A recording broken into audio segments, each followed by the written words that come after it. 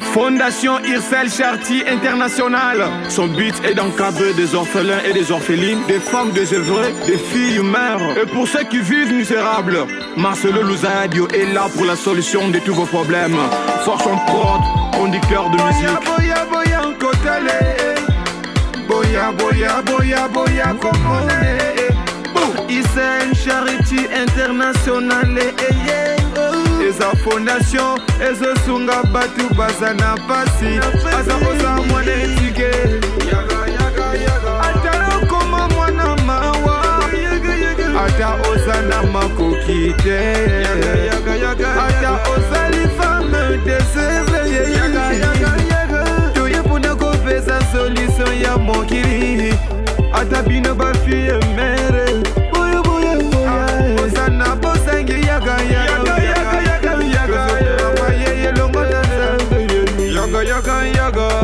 Irsel Charity bilili aye pona kosunga peuple oyo eza na pasi.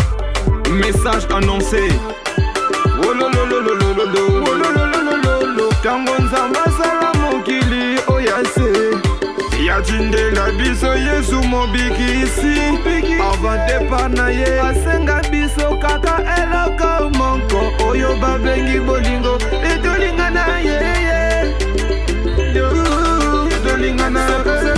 Marcelo Luzayadio assume sa tâche. On reconnaît la bonne personne pour ses habitudes et les ailes qui comptent. Surtout au mauvais moment. Ok, je merci de nous avoir donné Marcelo Luzayadio comme père fondateur de la fondation Irsel Charity International. Marcelo Luzayadio me cuisa. Marcelo Luzayadio me cuisa. Nord, sud, l'ouest et est. Venez tous nombreux. Venez vous tous qui êtes fatigués. Je ne serai jamais déçu.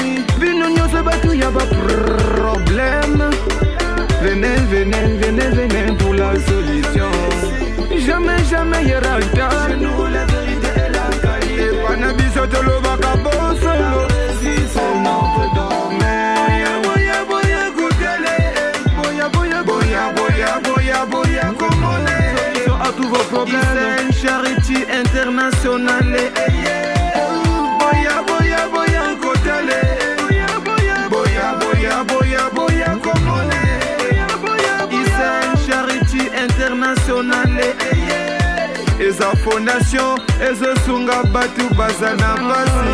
Ata oza mwana etike, yaka yaka. Ata bapoti na yo vrema bakuva.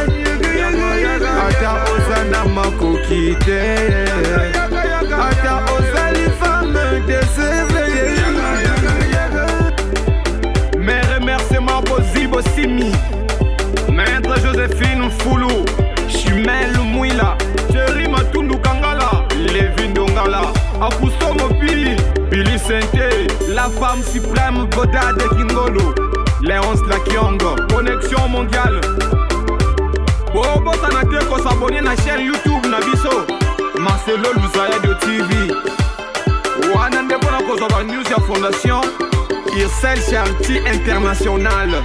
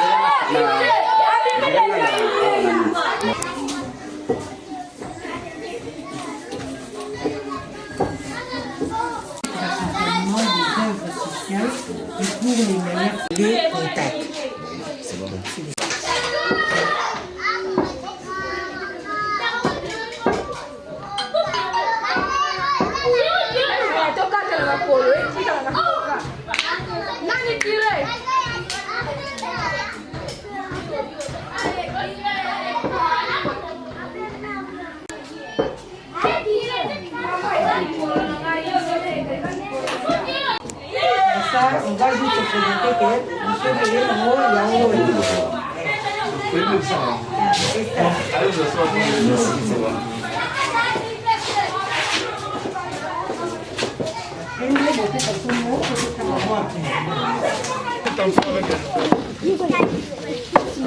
Derrière les parents, d'ailleurs, les parents c'est plus que nos parents se mettent derrière.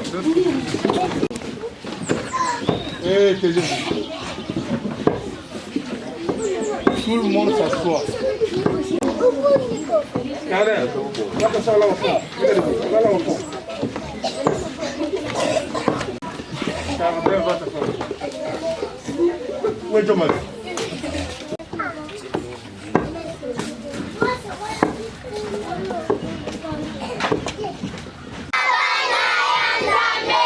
Job 6-14. Job 6-14. Bino boye. Biso toyambi bino. Ma zwa toke. Job 6-14. Ma zwa toke. Job 6-14. Bon, merci. C'est ici l'orphelinat Job 6-14. Ce sont vos enfants que vous voyez là. Ils sont nombreux. Ces deux humanités sont à l'école pour les examens.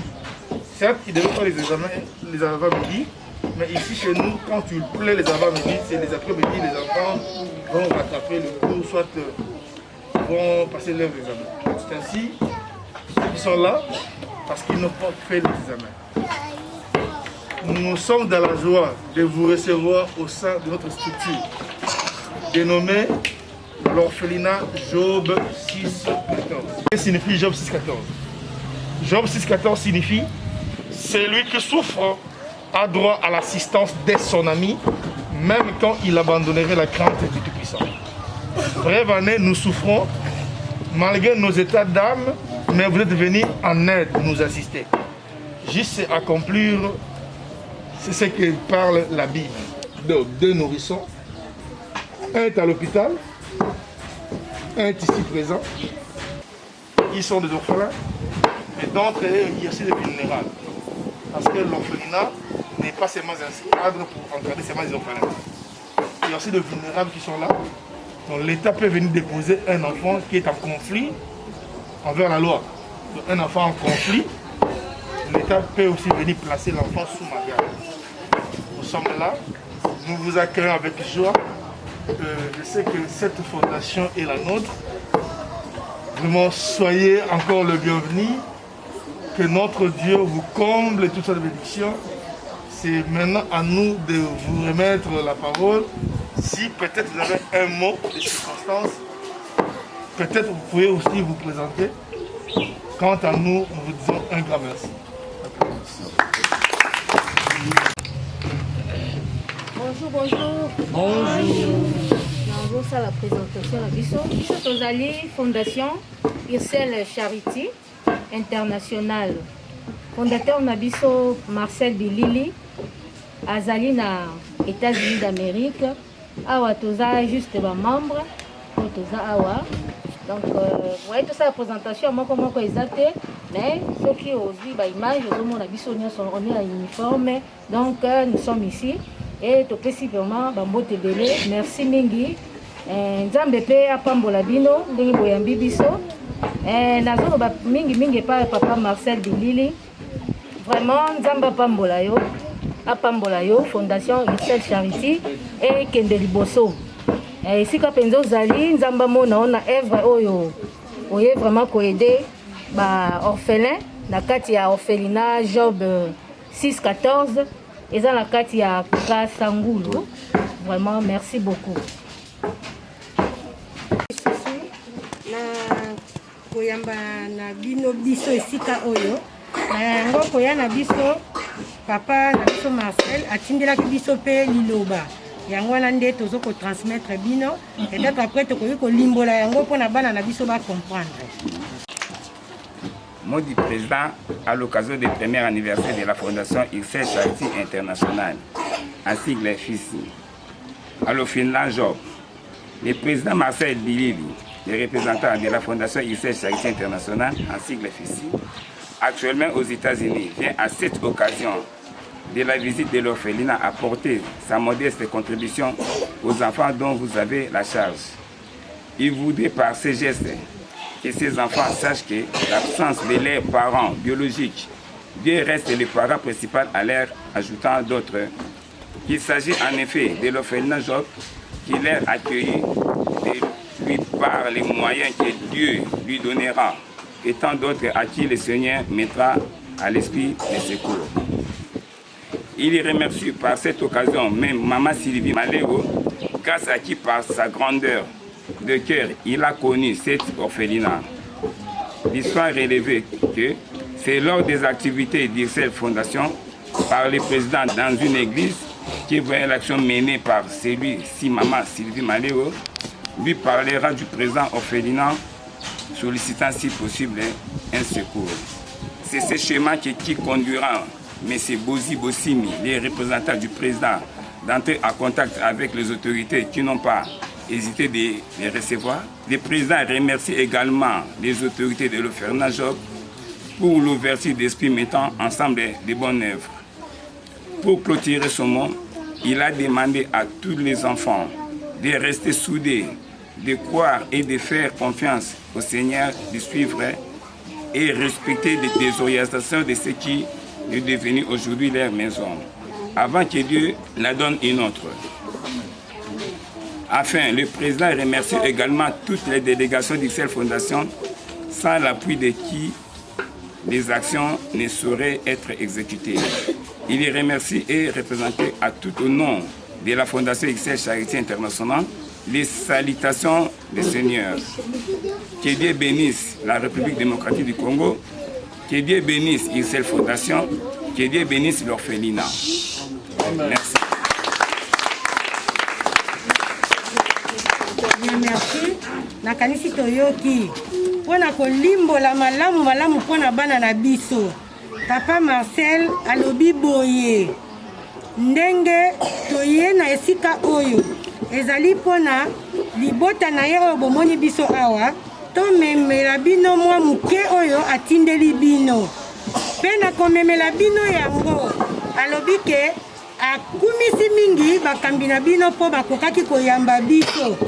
Nakokumisa ye pe apesi pe merci na mama oyo bazalaki na ye oyo asololaki na ye likambo na biso po lelo ye na bandeko na ye balata yango. Kasi alobi boye tokumisa Nzambe pona atako bapapa na bamama oyo baboti biso baza na biso na esika oyo te. Kasi parent ya liboso eza Nzambe oyo atikali lokola papa na bino. A part papa Nzambe apesi bino orphelinat papa na biso oyo azali kobatela bino. A part papa na biso Nzambe apesi lisusu papa Marcel na bandeko na ye nyonso oyo bakoki kosunga pe ensemble na bato nyonso. Pe Nzambe akopesa lisusu bamisusu oyo bakoya mpona papa Marcel kosukisa na ye koloba bopesa confiance na Nzambe wana botosa mitinda oyo eza kosalemela awa esika oyo bovandi oyo yango ekomi lokola ndako na bino yango ekomi ndako na bino. Soki botosi tokofanda malamu, soki botosi te bato bakambi bakozala na kokoso. Yango alingi ete boyeba ke bozangi papa te. Nzambe azali na bapapa nyonso Nzambe apesi bino. Yango wana nde baloba papa atindeli bino. Donc tozali na kolikia bambala nsima ntango tokoya kaka tokosepela lisusu kokuta bino na discipline nyonso na kolanda mateya nyonso azali kopesa esika oyo. Merci. Merci. Bana boyoki makambo mama lobi fondation lobi. Bapesi toli ya mutuya. Balobi atako baboti bazate mais Nzambe apesi biso baboti ya biso ndako. Et puis là on a sepeli mingi lali batapa musika pour les États-Unis walobi bakomi pe basaka na ndenge biso pe tolobaki yango d'avance que baza banani batata na biso bino boye biso toyambi bino ma zwa toke ma zwa toke Job 614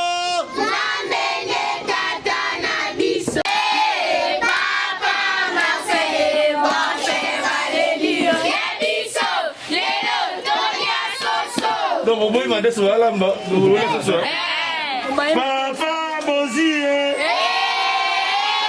Papa Bozi va faire la délire et biso lelo tonia soso papa Bozi bana bino maladi ni to présenter bino moi biloko na biso tomemeli bino na compte ya papa Marcel et na compte ya IRCEL Charity Fondation na ye Fatika wana Joab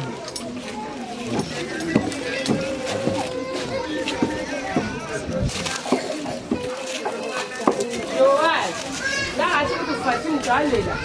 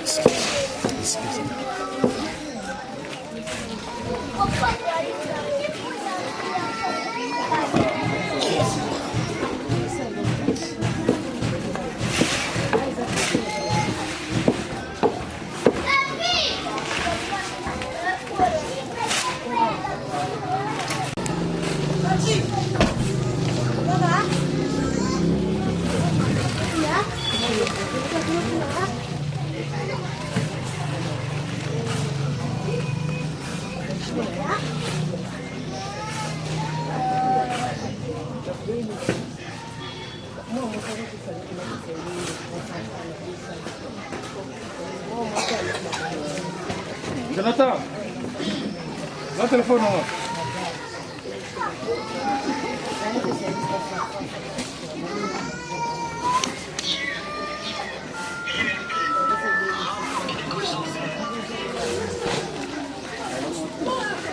Les membres vont prendre la photo. Vous allez conduire les gens.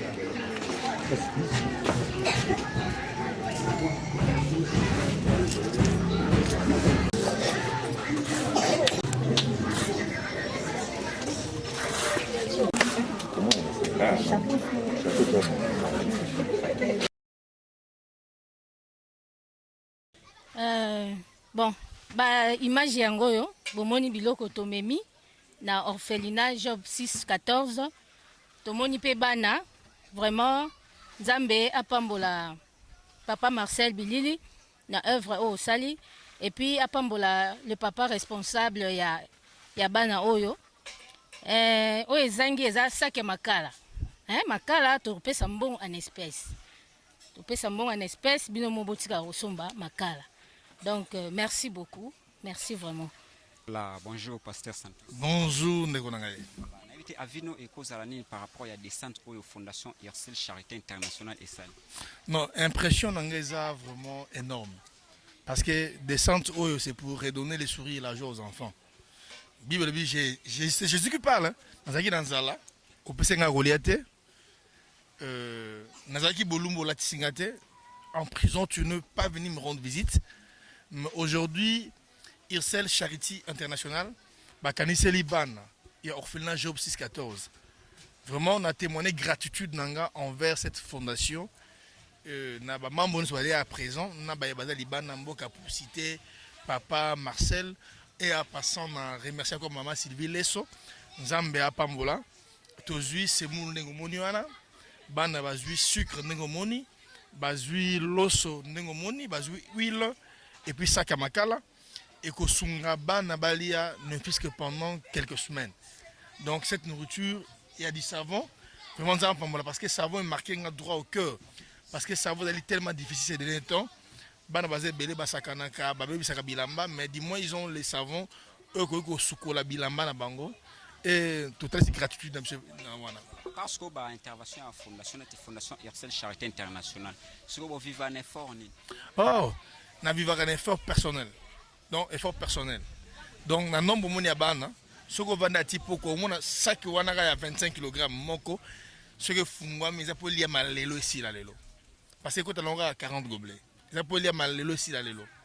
Donc tu vivre un effort personnel. Je n'ai pas de partenaire, mais Fondation Charity Internationale, un message il y a papa Marcel ou a lancé par Inabiso, à lobby en dehors de moi, a remis papa abana oyo. Ça veut dire azanga kate ko pensaka na bana oyo parce que seul je ne peux pas. Seul je ne peux pas.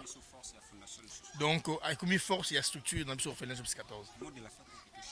Bon, mot de la fin Nzambe pambola papa Marcel, Nzambe pambola ba maman sa fondation, Nzambe pambola bana orphelinat Job 14, pambola langa maman Sylvie Lesso, pambola bandeko nyonso oyo bako kanisa la structure oyo. Na yebi ka image oyo munyo so rotala yango.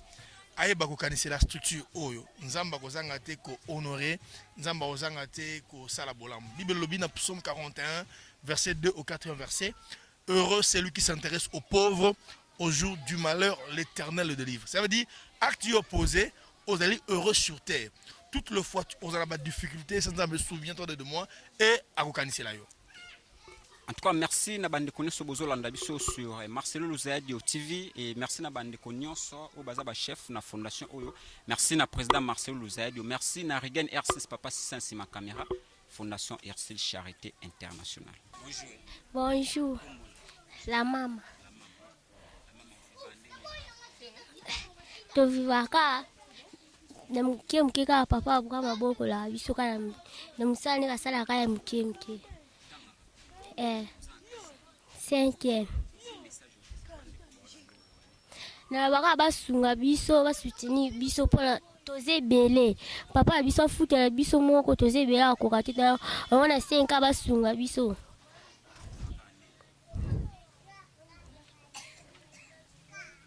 Là vous comprenez les émotions donc. Anne. 6e.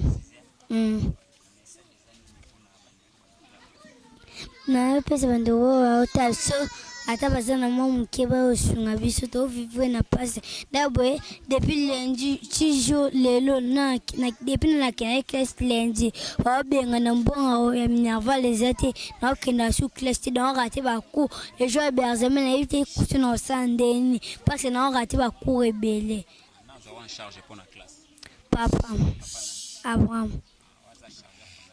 Merci. Bonjour. Renédi. Ah, te vivant na pasi. Bambetu kutola les ate. Soki boko baluka boketala kuna bamataba mo bambetu totandi kuna yango tolala. To senga na batemite mama batini la bisata bambetu eza ya betage. Biso pe tolala lokola bana ya batu nyonso to vivre pe lokola bana batu nyonso. Bafutela biso bambonga classe kolia na biso eza na pasi. Basunga biso pe na batemite ya malamu. Bambetu na kolala eza pasi ba difficulté ni suboza. Ba difficulté tozana tozana lupangu na biso totonga mais brique ezate ciment ezate tikalaka inacheve kuna place na lupangu ngo pe kala minute bali babenga na biso bafutela biso ata $300 wana ka bafutela biso bali babenga na biso bapesi biso ka 6 jours poto bima basunga biso. La présence à papa Marcel Zadio eza devant ko ebiseni. Papa Marcel koto za sozo yo kangai sunga biso bana no eske yo ndima ba ofele balala na balabala ondima biso tolala libanda baliba benga na biso sunga biso $300 ka tozo senga poto futa mbongo ndako baliba benga na biso 6 jours apamba to tikali nango bo calculer po ba benga na biso. Stéphane. Deuxième sœur. Oui. La difficulté la biso za kaka bosunga biso to vivre un état mort difficilement to senga na papa Marcel Olanda biso asunga biso ndeka mninga lobi awa to tikali kana 6 jours apamba po ba benga na biso nete soki papa Marcel osepela ke ba yoka ke ba ne bale libanda a olinga ngote to vivre un état mort vraiment bosunga biso ka. Bonjour. Ketia. Na deuxième secondaire. Ba difficulté na biso eza loyer.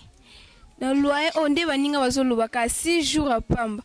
So botiki biso tolala libana me bana bino bazo vivre na bandako. Et ça la bien te. Mbotindela biso $300 to futa loyer. Mbongo $300 pa na bino eza na mbongo mkie botindela biso. Difficulté na biso eza kolia kolata ba place pe ya kolala bambetu eza mkie. Bambetu ngo pe DG baby nango. Botindela biso bambetu mabende ya betage na be ponge pour entrer ba kolalela yona 5 merci. Vanessa. Ato vivre na pasi mingi baliba benga na biso 6 jours apamba mbonga ndako mbonga classe isusu tozana ba ya misusu baza dana ba classe fo ba 6 classe bana pe ba sa tene fe baza 6e primaire baza to sengi mbongo ya classe mbonga ndako 6 jours apamba lingwa benga na biso papa Marcel na peso ka ba mbote otindele biso mbongo ndako mbongo classe poto vivre akolia kolate eza na pasi papa ye moko akokoka kosunga biso te bino pe pesa makasi po papa asunga biso botala na 5 ans, merci. Priska. Oui. 6e. Tu vas na pasi. Quand tu vas à bien 6 jours après petit calvaire au bien à biso. Tu vas tu vas biso bon ya ndaku, bote so bon à classe. Oya kosunga biso. To lia na pasi. Mbonga mke papa Abraham asaya la biso pona ya rolesa biso bo soutenir biso ba kosunga biso. Bonjour. Gersh. 6e année. Oui.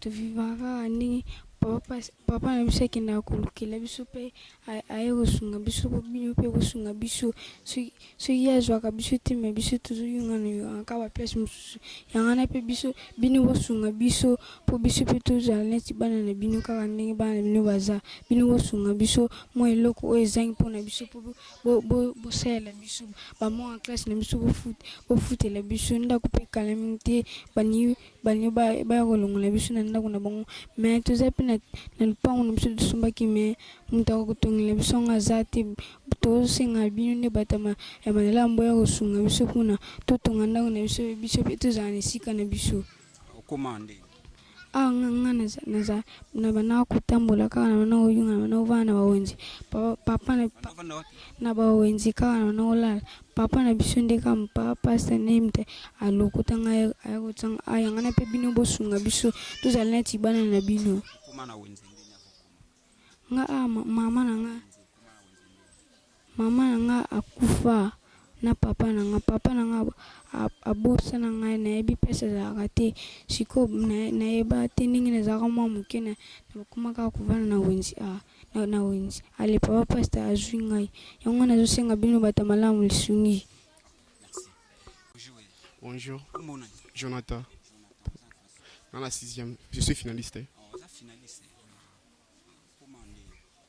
Non, Nike a un âge à 10 ans.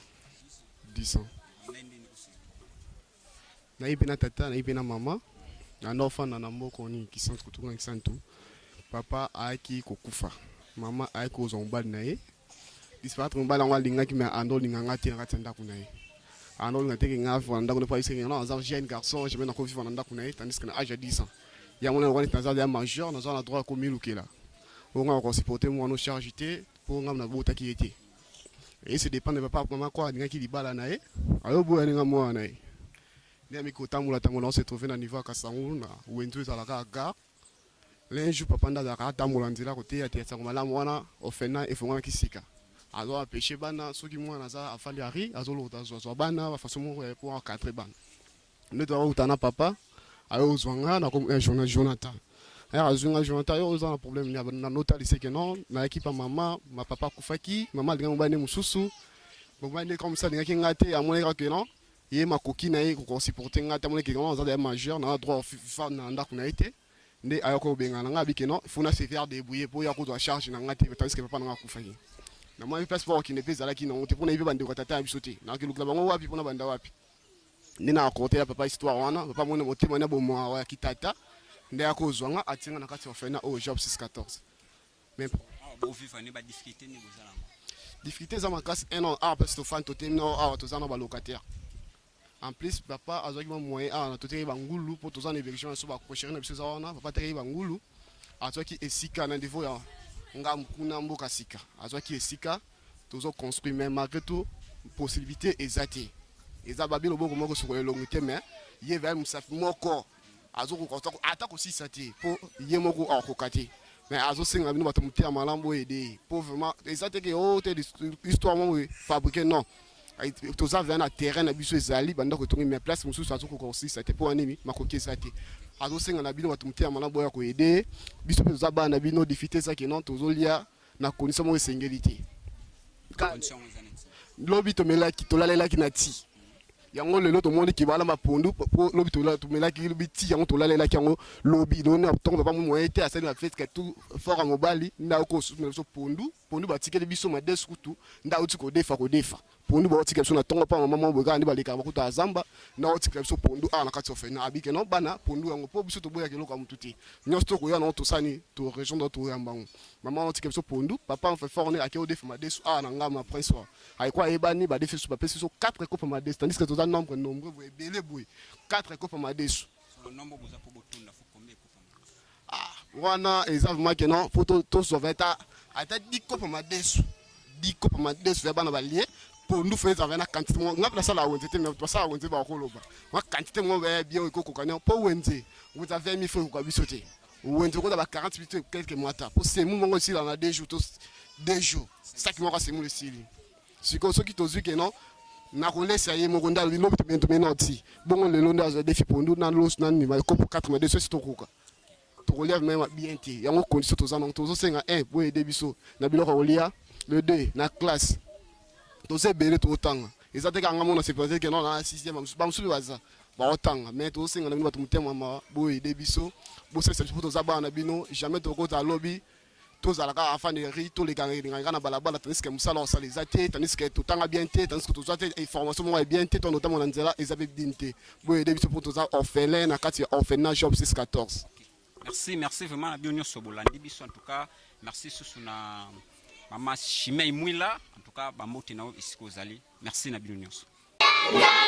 Job 614.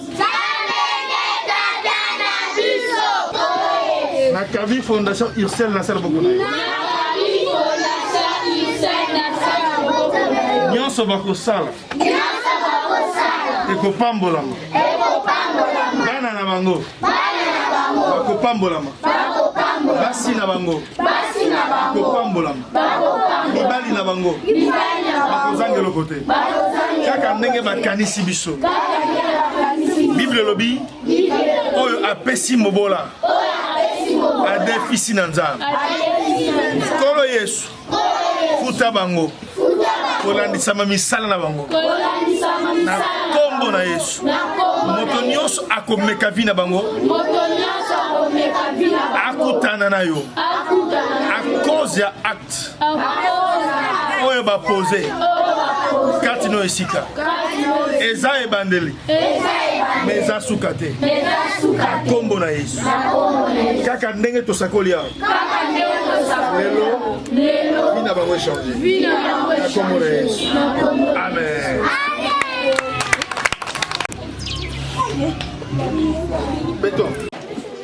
Merci na bino nyonso biso tokomi kokende lokola bosengi bomela jus bongo te bolingi bomela jus te nazopesa papa mbongo atikala kosombela bino jus boye te bosepeli merci beaucoup.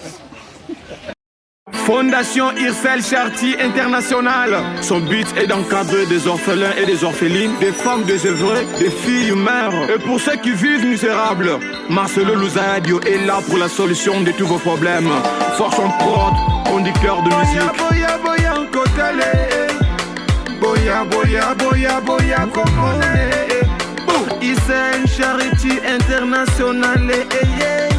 Eza fondation ezo sunga batu bazana pasi asa oza mwana etike ata koma mwana mawa ata oza na makoki te ata oza li femme désœuvrée toye mpona kopesa solution ya mokili ata bino bafille mere oza na bosangi yaga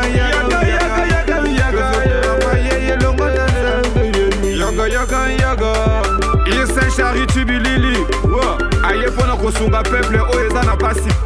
Message annoncé